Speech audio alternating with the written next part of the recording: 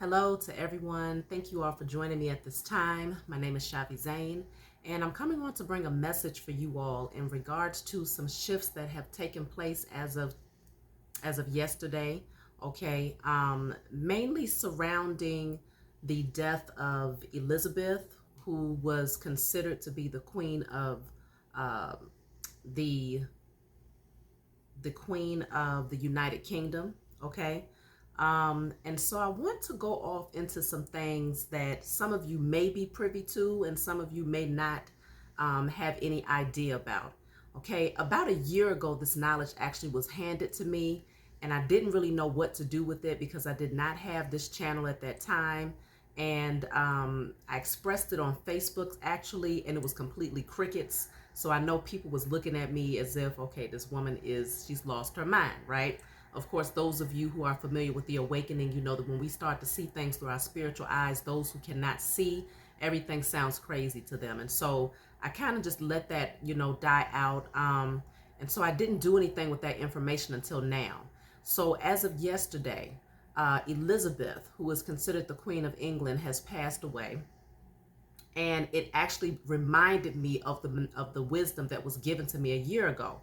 So first, I want to start off by saying I'm going to be pulling the cards. I'm going to be looking into my book, The 48 Laws of Power, to pick up on the energy of what this shift means. And I'm also going to be speaking first with you all in regards to this particular place out in it's called the Tower of London. So the Tower of London, this particular place has ravens on the land. I want you all to go and look this up for yourself. Don't take my word for anything. Go look it up for yourself and use your own discernment.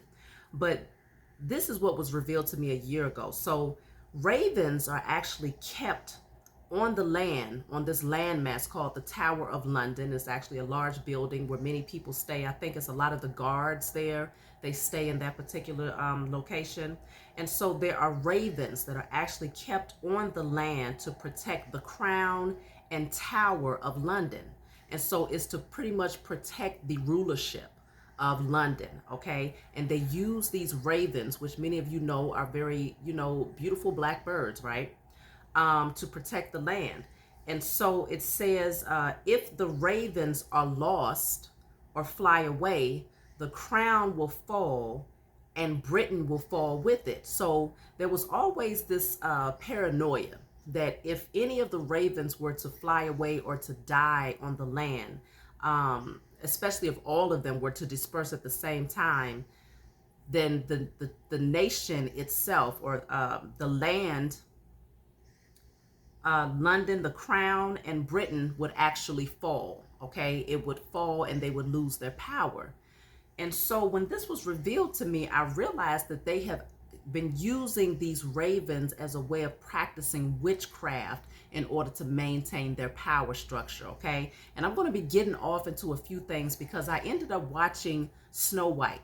Many of you who are within my age group or even older remember the first version of Snow White. I want you all, when you get a chance, to go back and watch that movie, because there are very vital things that are within that particular movie that I see as a direct connection to this particular queen, Elizabeth, and the agenda that was surrounding the magic, the dark magic and spell work that they was doing in order to maintain their power. So it is said that these ravens have been captive since around 1660 during the reign of King Charles II.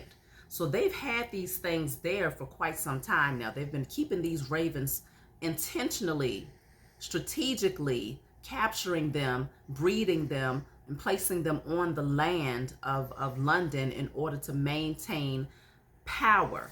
And so it's also said that, let me see, where did I have that at?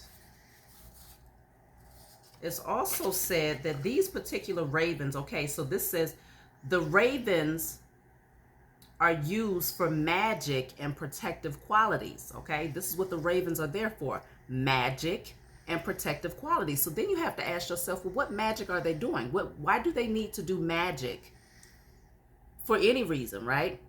And how is a raven protecting their land? So this is what I have here. During executions, the ravens were brought in to dramatize the killings. So when they would execute people or behead them, they would bring the ravens in to dramatize the gory scene of executing someone. So to pretty much bring more fear and, I guess, to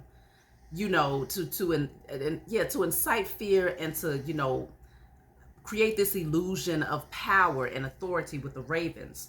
And so the origin is believed to have begun with King Charles II, who requested, initially this particular King Charles II requested to have these ravens removed off of the land, largely because he had an issue with the droppings. So he would go out onto the landmass and walk about and find that it was too many droppings everywhere. So he actually put out, an order to have them removed.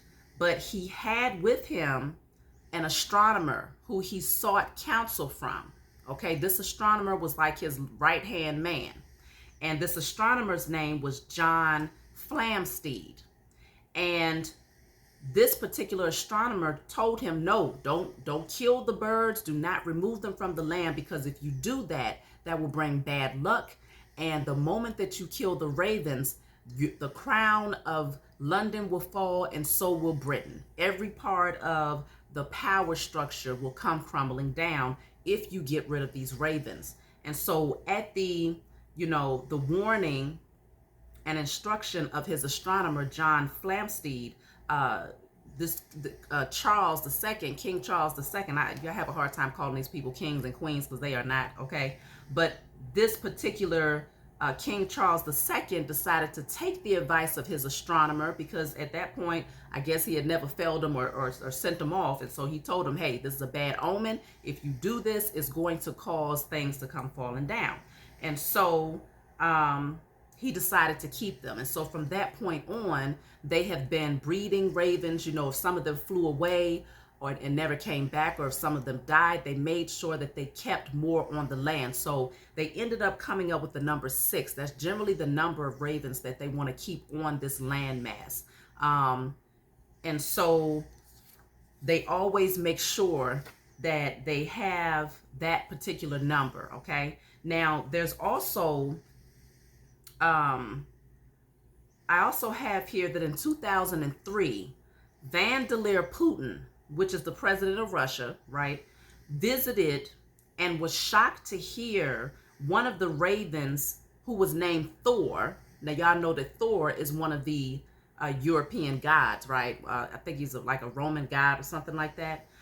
So this raven specifically, the raven's name was Thor. And when Putin visited, this raven was greeting them and saying things to them, saying good morning to him and all of his team that came in with him. Okay, so the raven was actually talking, right? Now, this part in particular is what drew me to what I'm getting ready to tell you about, is what drew me to the movie Snow White. So there is a particular, I guess, being is through the Welsh mythology, okay, by the name of Bran the Blessed. And Bran the Blessed was a giant, but was also considered the king of Britain, okay? Bran the Blessed,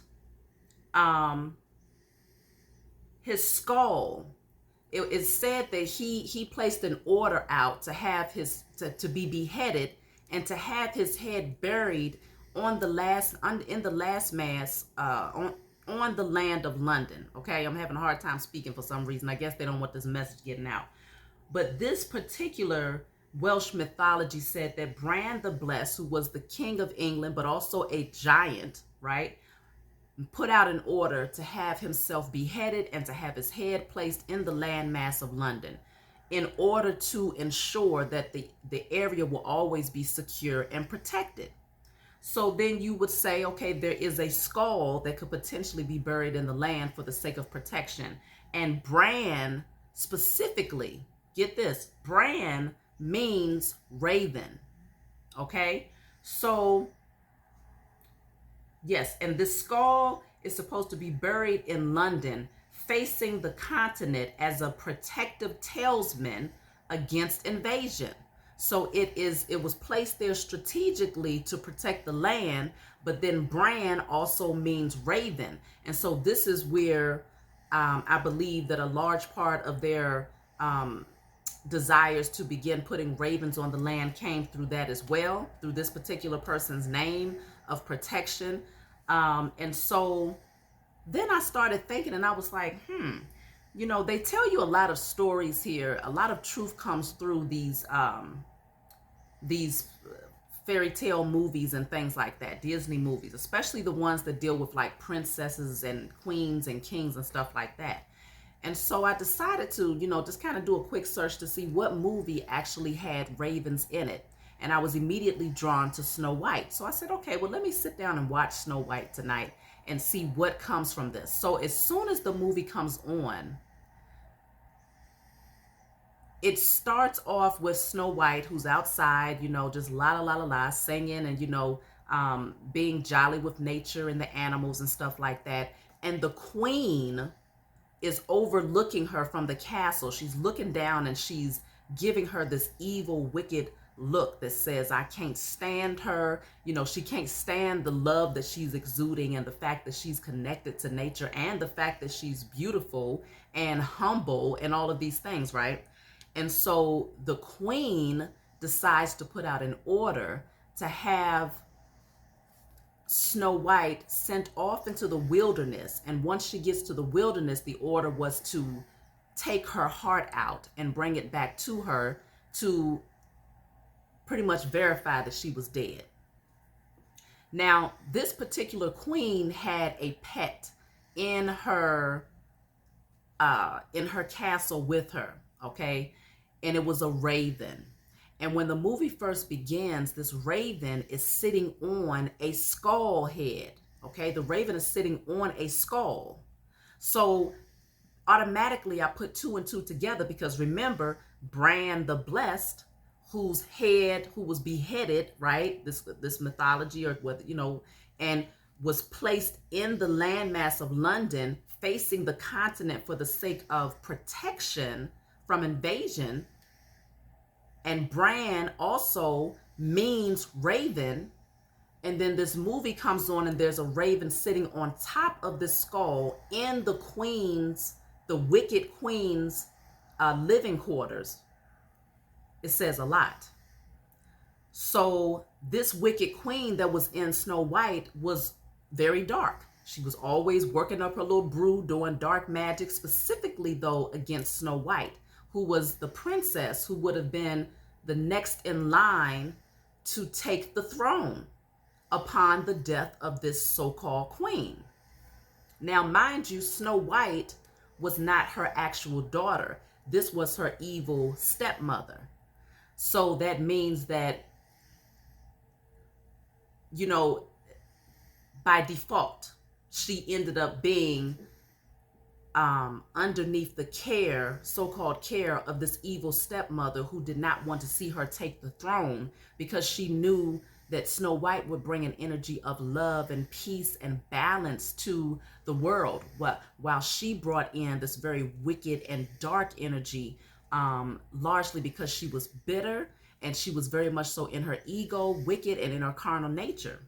And so she put out the order to have Snow White killed. So fast forward, Snow White goes out into the wilderness, and the man who was supposed to kill her could not do it because the energy that she exuded was so full of love that he could not carry out the assignment.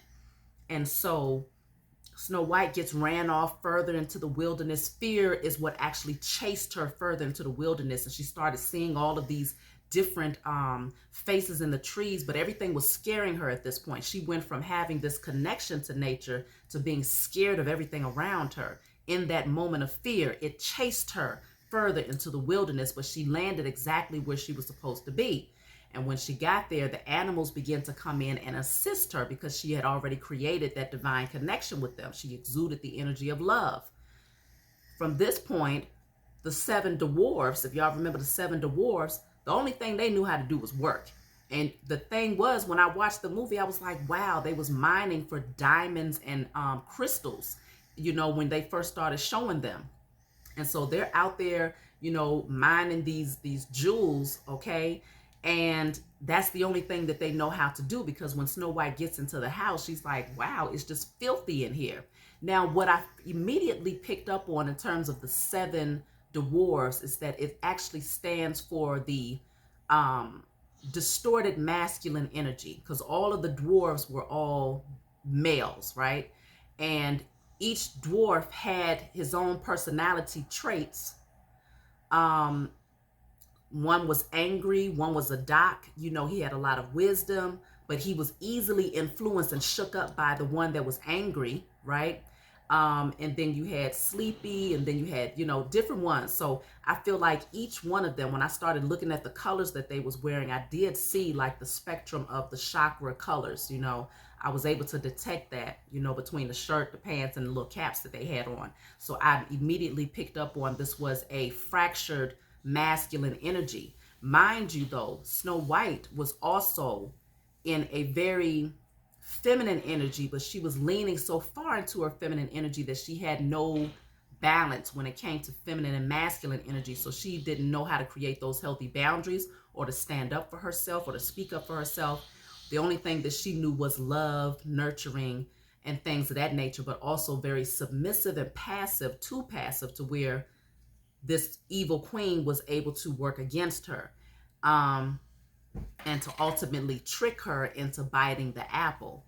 Now, one thing about Snow White, though, is that she stayed in this energy of dreaming and constantly fantasizing. She had met this prince, and this prince picked up on her energy. He heard her singing from far away, and he picked up on her energy, and they made this connection. That's what I wanted to get back to, because this queen, the only reason why she put out the order for Snow White to be killed was because as she stood overlooking Snow White from that window, she saw that this prince was drawn to Snow White, and she saw that connection. It was a divine union that had taken place there.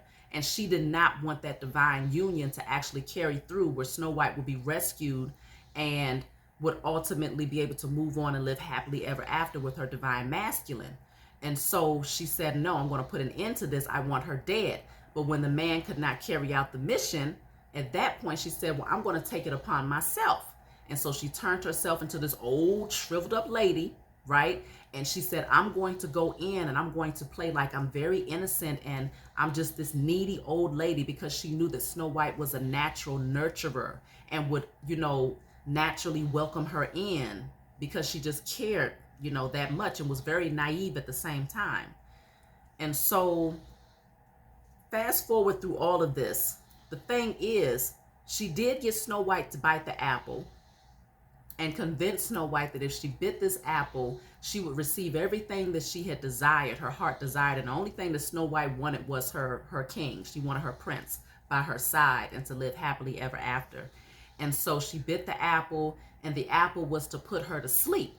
Now, when the evil queen was brewing up or coming up with this particular potion, she had to read a book to come up with this potion. She also needed to know if there was an antidote to the potion. And so she said, no, I need to know this just in case. So she looked up the antidote. And the antidote was, if Snow White was to ever, the only way that Snow White could come out of sleep is if she is kissed, if she has love's first kiss, okay? Her love, true love's first kiss. So it would have to be her divine masculine that will come in and awaken her from sleep, okay? So I do feel that Snow White was sent in to heal the distorted masculine energy, the fractured masculine energy, which was in 7 parts. She had to nurture and heal and clean, because she had to show them how to cleanse themselves, take baths to cleanse their energy. She had to show them, she nurtured them, she fed them. And so it was that feminine energy that came in to heal the masculine of the 7 dwarves, because all they knew to do was work. They didn't do anything else but work. And so they was too much in their lower nature, but she came in and she shifted that. even the most angry of the dwarfs ended up shifting the energy into love and was, able to balance out his masculine and feminine towards the end. And so, of course, fast forward, she ended up biting the apple, falling asleep, and the prince came in. Well, first of all, the queen ended up killing herself. She tried to kill the dwarfs when they was trying to come after her to tackle her for what she had done to Snow White. And in that very moment, she was at the top of a mountain, at the very peak of this mountain, and she was getting ready to throw this huge boulder of rocks down the mountain towards the dwarfs to kill them. But instead, it rolled back onto her, and a bolt of lightning struck on her, bam, and she fell off the mountain. And from there, she got eaten by vultures. So she pretty much created her own death through her wickedness. And Snow White was under sleep, but she ended up being awakened by her divine masculine through his love. So it was almost like the 7 dwarfs represented the masculine that still needed the nurturing and the healing, so that ultimately after Snow White, after the feminine energy had done her work, she could rest. But in her resting state, it would take for her masculine to come in order to awaken and for the two to come together to create the kingdom and to take back the throne. So I know that was pretty lengthy, but when you go watch the movie, you'll understand. And so what I'm picking up here is that the black magic that was being done with these ravens in London largely was targeted towards the divine unions. And because these divine unions will come together and reclaim the throne, king and queen, God and goddess coming in to balance out the masculine and feminine energy of the universe. This is what these people did not want. And so there has been a lot of wicked dark magic that I feel was taking place right there on that land through those ravens, using the energy of the ravens and other entities and demons to do spell work and to send out this energy of keep the divine masculine and feminine asleep and from coming together. And that way, in that energy, we maintain rulership, and they never come together to take back their throne or their position. There was a lot of wickedness that was happening there. And so now the lightning bolt has struck. Y'all remember this lightning bolt just struck in front of the nation's capital, okay, right in front of the White House. That lightning bolt, it was a symbolic of something. And I feel like it was telling these people and also alerting us that empires are getting ready to fall. People who was in those positions of power are getting ready to be put to death. This is only one, but y'all are going to be seeing it's going to be more, okay? Please believe it's getting ready to be more.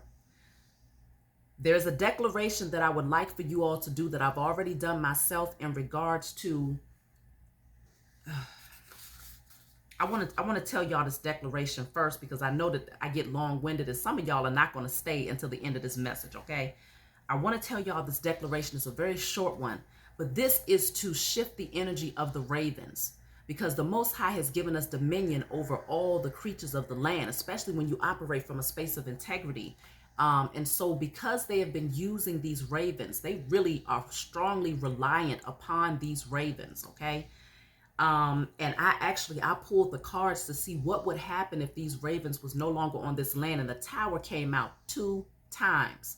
So I know that there is something to this. So this one is a declaration that you will write down and burn. It says, I declare and decree that the spell work, dark magic, and evil intentions conjured to secure Britain are now cast out and destroyed. Now I want to say to secure the United Kingdom and London. So I'm going to say this again. I declare and decree that the spell work, dark magic, and evil intentions conjured to secure the United Kingdom and London are now cast out and destroyed. All dark energy of the ravens across the globe is now destroyed forevermore in spirit and in flesh. So I'm going to say it one more time just in case y'all didn't get it. I declare and decree that the spell work, dark magic, and evil intentions conjured to secure London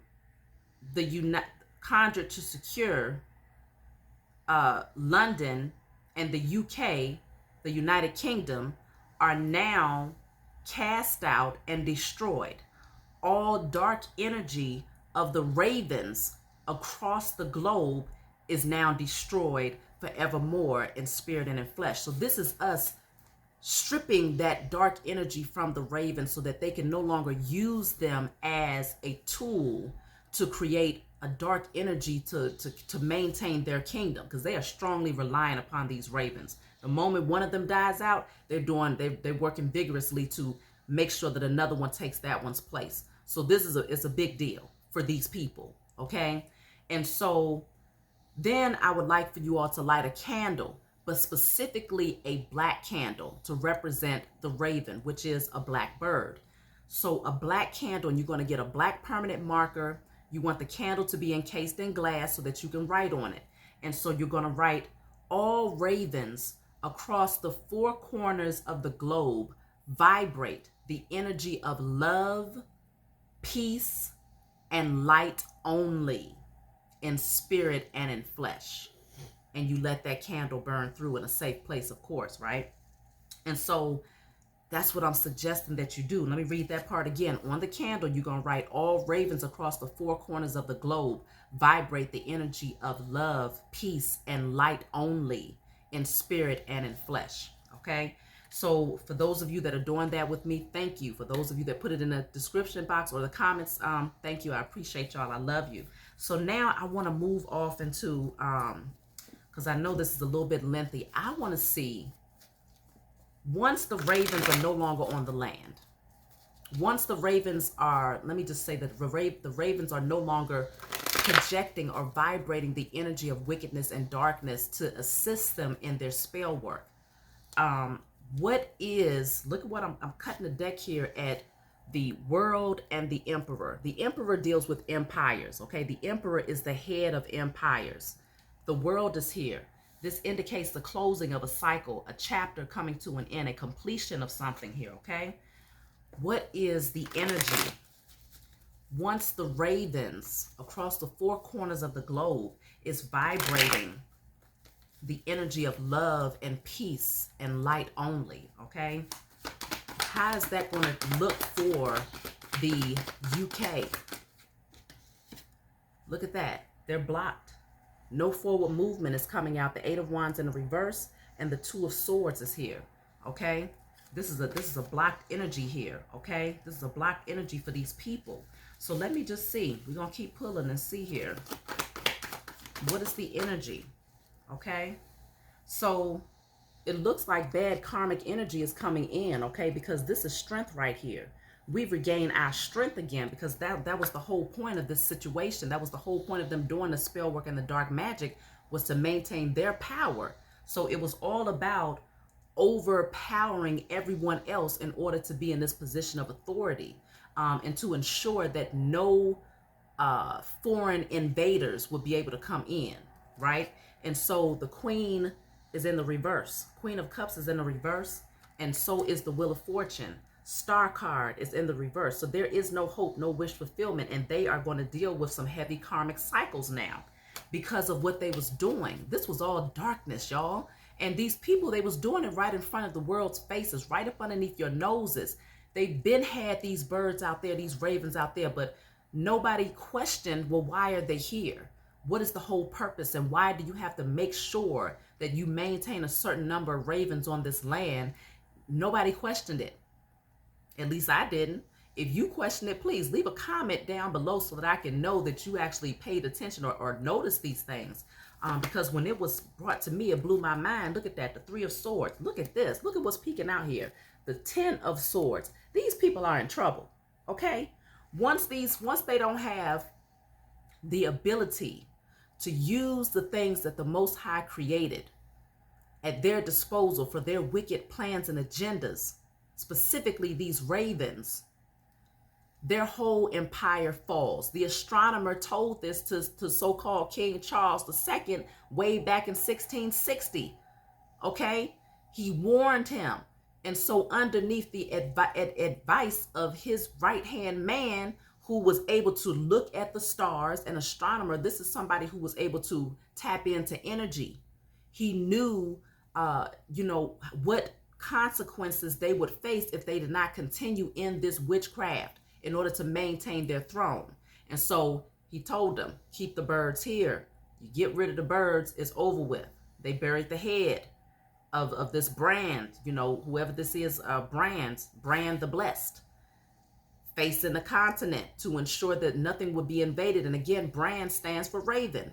You go and look at the movie Snow White. The queen had a raven sitting on top of a skull, and all she did was work in darkness and in wickedness. And so when you think about, well, why was they doing this? It was to prevent the divine masculine and feminine unions from coming together, because that is the true royal family. Okay? And so they needed to maintain this facade. They needed to be the fairest of them all. Okay?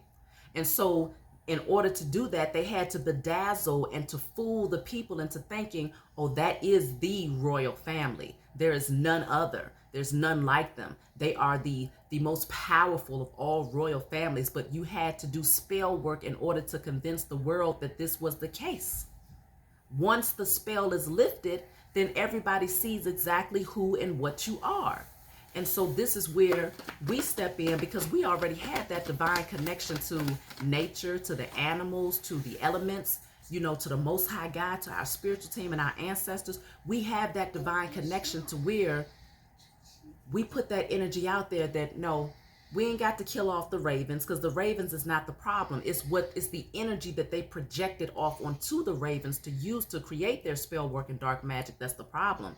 And so because we have been granted the authority, to use our authority to shift the energy when it comes to all of the Most High's creations, including ourselves, we say we're going to shift the energy of the ravens. We're going to do our declaration to cast out that dark energy from them, and we're going to light our candle to shift it so that they only vibrate love, light, and peace. So now what are you going to do? Because you're so heavily reliant on these ravens to do your dark magic and witchcraft, so much so that you put it in movies for the world to see, right up underneath your noses. Because the thing is, the enemy cannot hide everything. They have to give a little bit of what's going on in order to, it's almost like if we show them what's happening and they still don't see it, they still don't put two and two together, that's not our fault.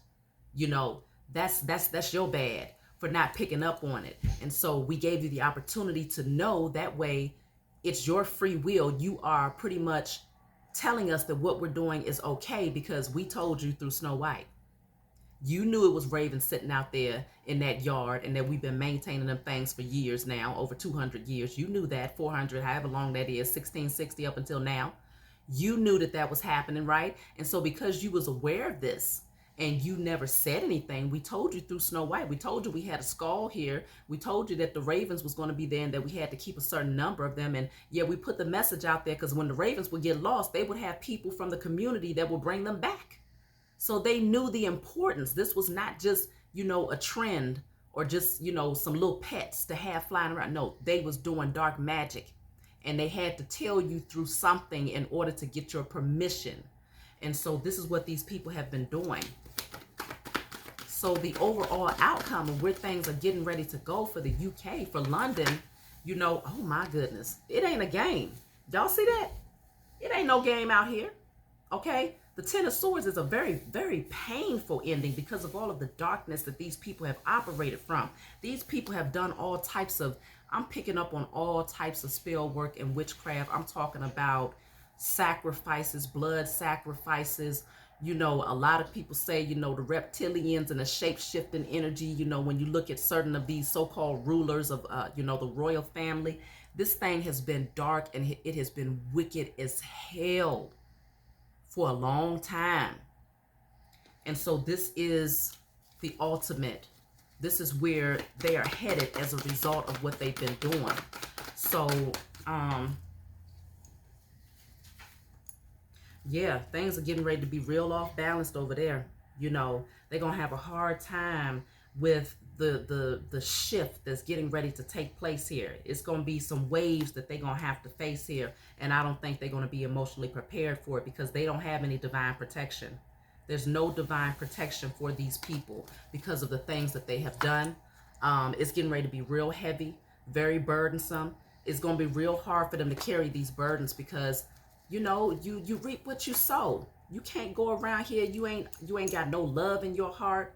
You know, you offering the world false love, a false perception of who you really are. You know, I guess they figure, oh, she's just a little old cute lady that's just so sweet and all. Behind closed doors, that was brewing up some stuff, okay, with an intention to block and to stay on top.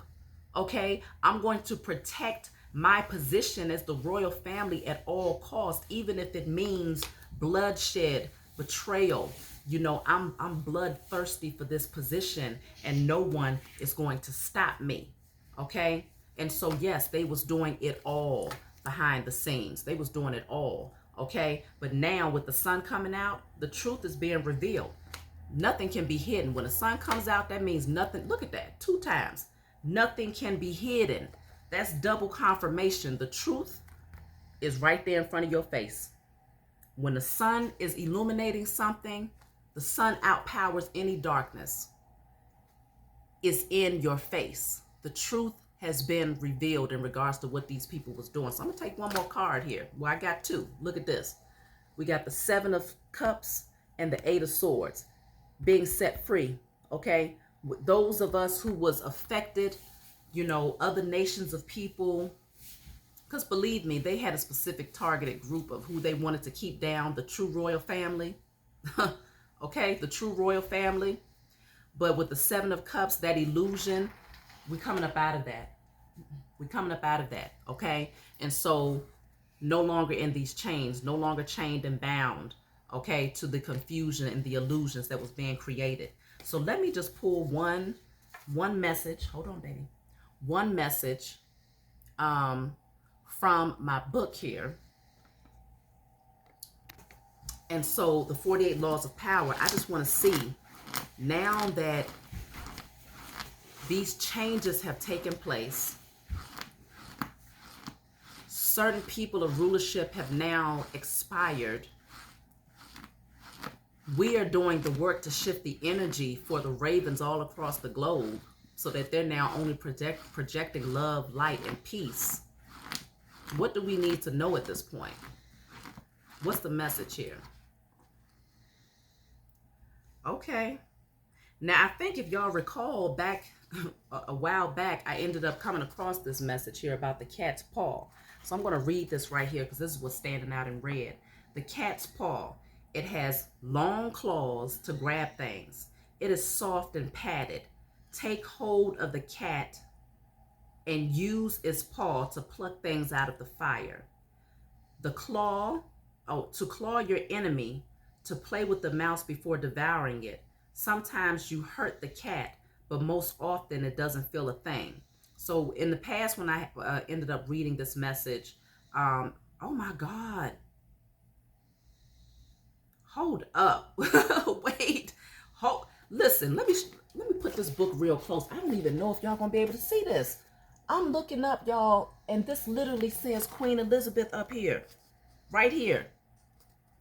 Oh my goodness. I hope y'all can see this because I surely can't tell. It literally says Queen Elizabeth right there. Right there where my finger is at. What the heck is going on? Let me see this.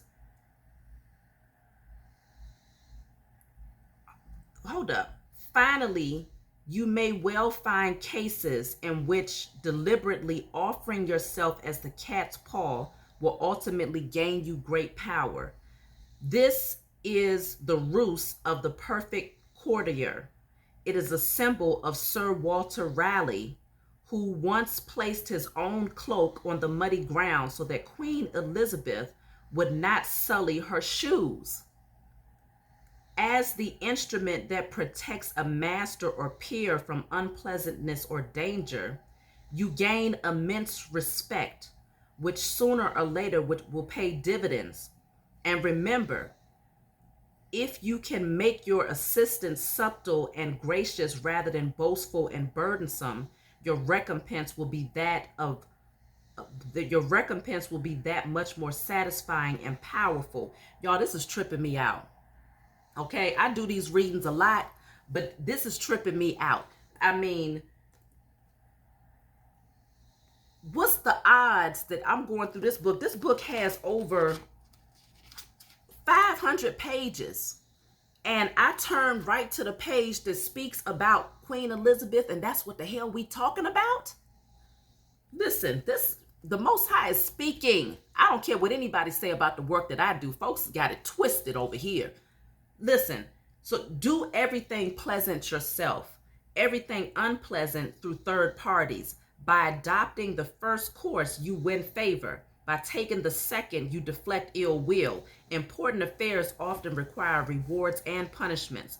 Let only the good come from you and the evil from others. So the cat's paw deals with using others to do your dirty work and you coming off to the world as being the innocent party, the do-gooder, okay? And so that's what I was telling you all about the little old sweet lady, when in fact behind closed doors it's been a whole lot of wickedness that's been going on behind the scenes, but they needed to have a face that would fool the masses into thinking that everything that they was doing was of honor and integrity. They was using the cat's paw to get away with it, having someone else get burnt and to do the dirty work while they came out looking and appearing clean, okay? But behind the scenes, blood is on their hands. And so this is why the cards that I pulled came out to show you all this. This is not a game. Do the declaration, y'all. We got to do this thing in numbers. I'm excited to see what's going to happen next. I'm excited to see what's going to happen next. Y'all, the watchmen that's out there, keep me posted on things that's coming through, because I'm telling you, this right here, that was amazing for me. That was that was amazing for me, that it goes right into speaking about the same person that this whole message is in regards to. So listen, they did the dirty work behind the scenes. They created an illusion for the world. And so now that we have shifted things, the fact of the matter is we got the sun coming out 2 times. Everything is illuminated. Now we see clearly. Our spiritual eyes are clearly open. And so when your spiritual eyes are open to what is happening concerning the spiritual warfare, then you're able to have a fair fight. And what happens? Honesty, integrity, love, and compassion always wins. The Most High, the holy angels, the Holy Spirit, our ancestors of love and light, Yeshua, always wins. Okay? We win.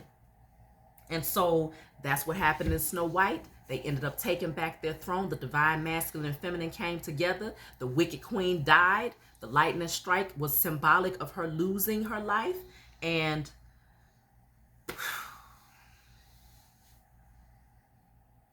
that's all I'm going to say, y'all.